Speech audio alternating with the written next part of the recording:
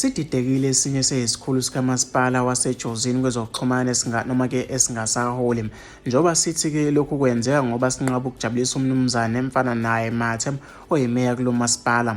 uNkosazana Sinenhlanhla Mthembu wasemthunzini Empangeni uGeqe Magula ngakubize njengokuhlukumezeka kwakhe athe-ke bekuvame noma-ke bekuvela kwimeya uMathe athi kusuka ekutheni wathi kumele-ke nakanjani amjabulise.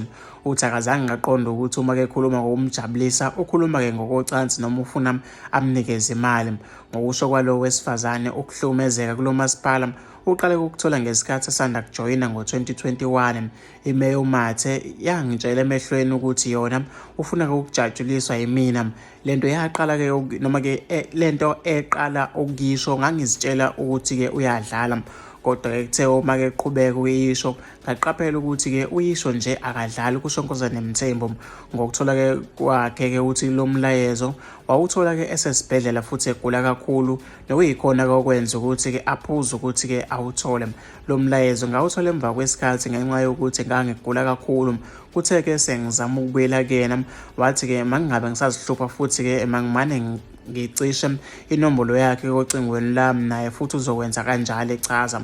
Uthi kusukela lapho-ke impilo imane yanzima kakhulu, ethola-ke ehlukumezeka okungapheli emsebenzini. Kusukela lapho-ke bengihlukunyezwa ngize ngizibuza ukuthi-ke ngoneni le engake balisa. Uthi-ke kuthe-ke esababaza ukuhlukunyezwa akuthola ihhovisi lemeya, wabona-ke ephepheni sekukhangiswe ngomsebenzi wakhe futhi-ke kudingeka ozowenza. Ngempela-ke wafika-ke ozowenza umsebenzi wami. Mina kwathiwa-ke mangiphume ehhovisi ngibone ukuthi ngisebenzela kuphi ngaphakathi ebhilidini-ke likamasipala. Sukela lapho-ke sukela lapho bengisebenza ngaphandle ehhovisi. Ngigcine-ke sengiduba ngase ngithatha isinqumo sokuba ngimane ngisebenzele-ke emotweni, usho kanje. Ukhala kakhulu ngokuthi-ke umholo wakhe kawusangene ekubeni esangumsebenzi kamasipala.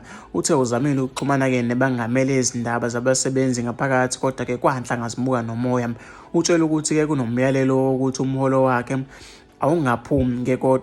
awungaphumi, kodwa-ke isizathu asicaci ngoba-ke akaxoshiwe futhi-ke akukho nkundla yokuqondisa-ke kwizisebenzi ayihambayo.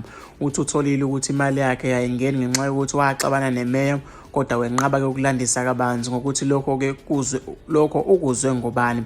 Uveze ukuthi udaba-ke uselidlulisele kwa-CCMA bazohlangana khona-ke ngesonto elizayo. Iphephandaba linawo-ke amaphepha aqinisekisa ukuthi udaba lo wesifazane nemeya bazohlangana-ke enkantolo yabasebenzi ngoLwesine. Eziphindelela kuMathe uthe-ke wayeyoze-ke ecela ukujatshiswa umsebenzi nje ingobani.